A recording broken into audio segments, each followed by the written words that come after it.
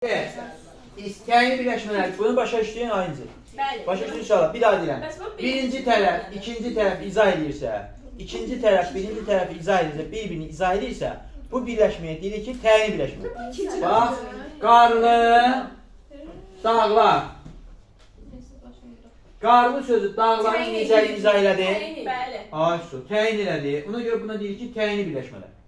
İndi bir də deyirəm ki, bax, anaya məhəbbət. Bu deyil. Burada anaya sözü məhəbbəti izah edir. Xeyr. Oldu qeyri-təyin birləşmə. Yəni onlara qarşı olan məhəbbət. Yəni amma məhəbbət ananı izah edirmi? Xeyr. Və yaxud da deyirəm ki, gözü yaşlı. Qeyri-müəyyən. Bu gözü yaşlı sözündə yaşlı sözü gözü izah edir. Bəli. Bəs göz sözü yaşlını izah edir. Xeyr. Elə. Deməli oldu qeyri-təyin. Yəni sözlər. Amma bura baxın. İncinin rəfiqəsi, rəfiqənin yiyəsi sahibi incidir. Rəfiqələr inciyə məxsusdur. Bunlar bir-birini nə izah edir? Mən bəs bu dövlətdən nədir? Gəlin bu tələsin. Təyini qeyri-təyini başa düşdük. Bəli. İndi təyini söz birləşmələrinin özünün 3 dənə növü var. Niyə bunu 3 yerə bölürlər? Uşaqlar, evdə, o vaxtı, bizim vaxtımızda dəyirmana gedirdik. Sizin yaşınızda olanda mən kənddə mən gedirdim dəyirmana. Dəyirmanda unun növləri, un var idi. Biz nə edirdik? Bir var, qızlar, bir var unun növləri var. Məsələn, deyək ki, heç də qatmırlar, tədricə buğdanı tökürsən, heç bir şey qatqı eləmirsən, o buğdan olduğu kimi tərtəmiz sərgi verirlər. Ona deyək birinci növüm, heç bir qatqı qatılmır. İkincisi var ki, ona dərman qatırdılar. Bu olurdu daha yaxşı un.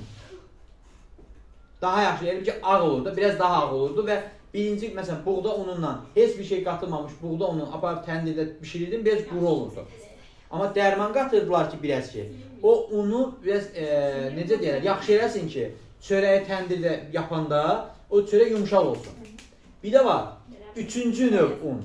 Bu üçüncü növ una isə ən yaxşı unu buğdanı gətirirlər. Və bir də əlavə olaraq bu qidalandırıcı da qatırdılar. Bu oldu üçüncü növün. Üçündə nə var? Üçüncü növdə qatqı var. İkinci növdə də qatqı var, amma birinci növdə qatqı yoxdur. Undan söhbət edir. İndi bunu biz Azərbaycan dilini necə çeviririk? 3 dənə söz yazıram. Deyirəm ki... Mən deyim məsələn. De. Dərin məna, bu birinci. Bax, dərin məna. Bu bir. İkincisi. İkincisi... Bax, indi dərin məna izah Kitabın üzü. Kitab üzü yazaq birinci. Kitab üzü. Kitab büyüz. Kitab üzü. Bir də deyirəm ki, kitabın üzü. Mən deyim. Hə? De. Birincisi birinci açıdır, ikincisi Aha. üçüncü olmalıdır yəqin ki. Baxın. Üçüncüsü də ikinci. Baxın, dərin məna, dərin növbə adi sadə sözdür. Məna adə sözdür. Heç bir şəkilçi qəbul eləmədən dərin sözü mənanı izah edir. Bəli. Nəsə qatqı var burada? Xeyr. Düşünün ki, bu birinci növ bayaq dediyim buğda unudur. Bu oldu birinci növ təyin söz birləşməsi. Yəni, heç bir şəkilçi qəbul eləmədən bir tərəf, digər tərəf izah elədir. Yəni, asılı tərəf, yəni birinci tərəf, əsas tərəfi heç bir şəkilçi qəbul eləmədən izah elədir. İkincidə, birinci tərəfdə, yəni asılı tərəfdə şəkilçi yoxdur. Amma əsas tərəfdə mənsubiyyə şəkilçisi var. Nəsə qatışdırdıq buna. Bəli. Mənsubiyyə şəkilçisi qatdıq. Bu oldu ikinci növ. Elə ki, biz buna qabardıcı, bayaq buğdaya nəsə biz qabardıcı qatırdıq. Elə ki, buna nəsə qabardıcı qatdıq. İndi burada nə baş verir? Burada üz kitaba məxsusdur. Aydın mı? Yəni mənsubiyyə şəkilçisindən bu üz kitaba məxsusdur. Kitaba aiddir da. Amma kitab üzə məxsus deyil. Kitab üzə məxsus deyil, xeyr. İndi üçüncü növdə isə biz bu aslı tərəfə artırda digər çal şəkilçisi biz konkretləşdiririk ki, bu kitabın üzün yiyəsi kitabdır. Sonra burada da mənsubiyyə şəkli artırdıq. Dedik ki, bu üz də kitaba məxsusdur. Burada nə var? Burada yiyəlik var, burada mənsubiyyət. Deməli, burada nə var? Üçüncü növ. Biz onlara nə elədik? Qatqı qatdıq. Və tam tərsi deyil, 2 ilə 3. Necə? 2-də müəyyən idi. Yox, 3-də müəyyən, 2-də, 3-də müəyyən yiyəlik haldadır. 2-də isə qeyri-müəyyən yiyəlik haldadır. Aydındır? Bəli. İndi üçüncü növ təyin söz birləşməsi, ikinci növ təyin söz birləşməsi və birinci növ təyin söz birləşməsi buradan yaranır. Bunun qaydası belədir.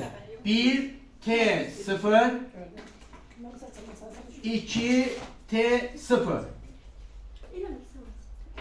Bunun bu dedi. 1 T0, yəni burada şəkilsi yoxdur. İkinci tərəfdə mənsubiyə şəkilsi var. Bunun qaydası budur ki, 1 T yəlikal, burada birinci tərəfdə yəlikal var. T tərəf deməkdir. İkinci tərəfdə isə nə var? Mənsubiyə şəkilsi var. Bu da sizə aydın oldu. Bəli. İndi uşaqlar, söz birləşməsinin başlanğıc forması deyə bir anlayış var. Baxın, dərin mənada söz birləşməsi başlanğıc formadadır. Orada heç bir qrammatik şəkli artırılmıyor.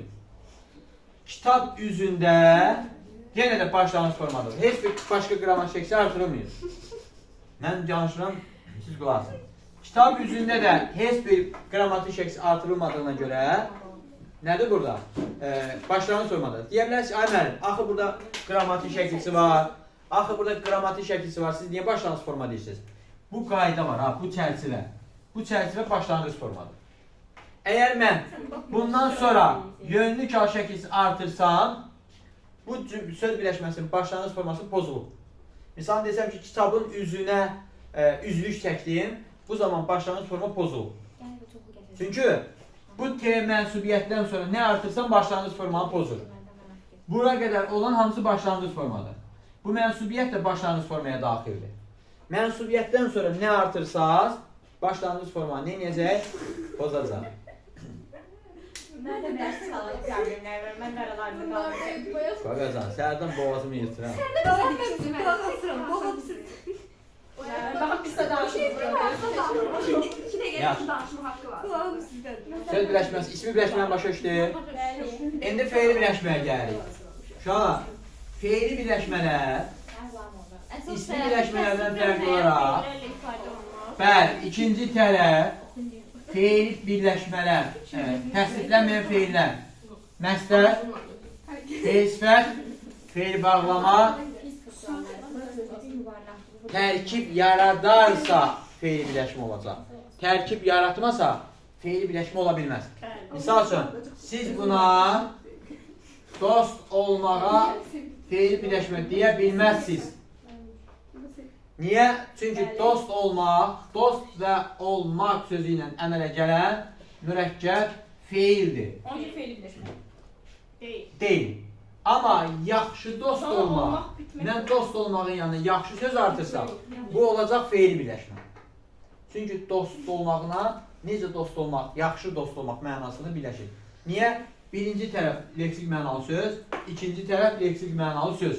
Birinci tərəf, aslı tərəf adi söz, əsas tərəfdə məsdər. Əsas tərəfdə nə oldu? Məsdər. Və özündən əvvəl gələn sözü özünə tabi elədi, əmələ gətirdi tərkib. Nə tərkibi? Məsdər tərkibi. Bu məsdər tərkibi də necədir adlanır? Feil birləşmə adlanır. Sonra şey də var. Eyni feil sifətə də aiddir, eyni şəkildə feili bağlamaya da aiddir. Feili bağlama da özündən əvvəl gələn sözlərlə tərkib əmələ gətirəndə, misal üçün, sinifdə dərsi dinləməyənlər şikayət olunur. Söz verib yerinə yetirməyənlər. Biz dinləyirik. Nə demir? Biz demirik. Sinifdə dərsi dinləməyənlər. Biz demirsə biz dinləyirik. Dinləməyənlər. Feil sifət tərkibi. Dərsi dinləməyənlər, sinifdə dinləməyənlər. Feili sifət tərkibidir və cümlədə feili birləşmədir. Niyə feil birləşmədir? Əsas tərəf Feillə ifadə olunur. təsriflənməyən feillə ifadə olunur. Uşaqlar, bəzən olur ki, söz birləşməsinin tərkibində bir dənə söz birləşməsi olur. Bax, belə bir cümlə var. Deyirəm sizə. Bax, deyirəm ki, var, dinləyirik. Bəli, kulağımız sıxır. Həyatın hər çətinliklərini görüb, bu oldu feil bağlama. yenə də öz ümidini itirməyən Orada fe'l İtirməyən insanlar ümidini itirməyən insanlar. insanlar qalibdir. Hem fe'l sıfat hem de fe'l bağlama. İndi baxın burada 2 dənə tərkib var. Həyatın hər çətinliyini görüb bir. Bu bir fe'l bağlamadır. Fe'l bağlama tərkibidir. Çünki görüb sözündə görüb fe'l bağlamadır. Həyatın çətinliklərini görüb. Bu da həyatın çətinlikləri nədir? Üçüncü növ təyini söz birləşməsidir.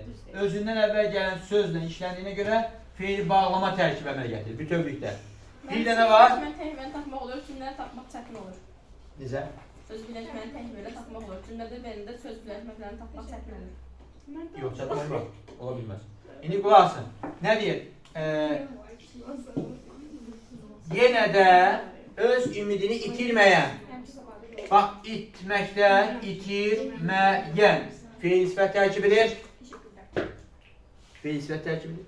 Ümidini itirməyən, yenə də itirməyən sözləri ilə əlaqə girə bildiyinə görə bu da nədir? Fe'l sifət tərkibi. İndi uşaqlar, sizə bir dənə sualım.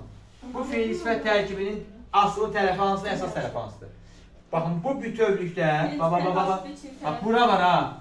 Bura bütövlükdə bir dənə söz birləşməsidir. Nə? Bax, bura, bunu silirik, bax, bunu sildik. İki tane terkip var.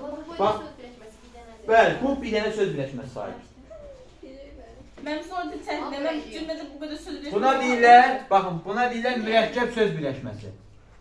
Mürəkkəb söz birləşməsi. Və yaxud da buna deyirlər tərkib daxilində tərkib.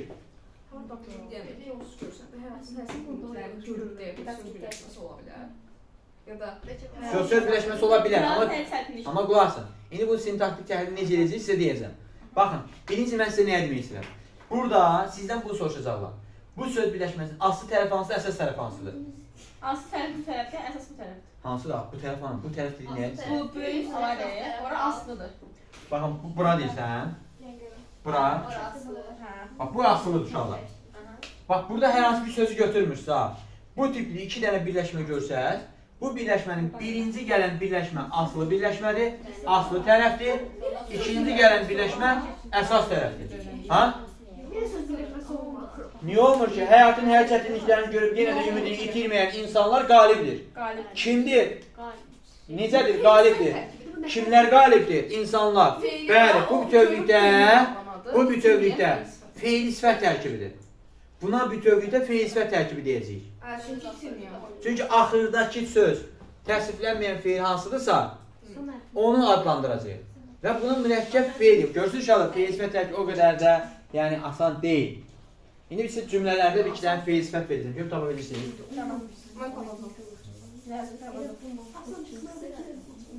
Yaxşı.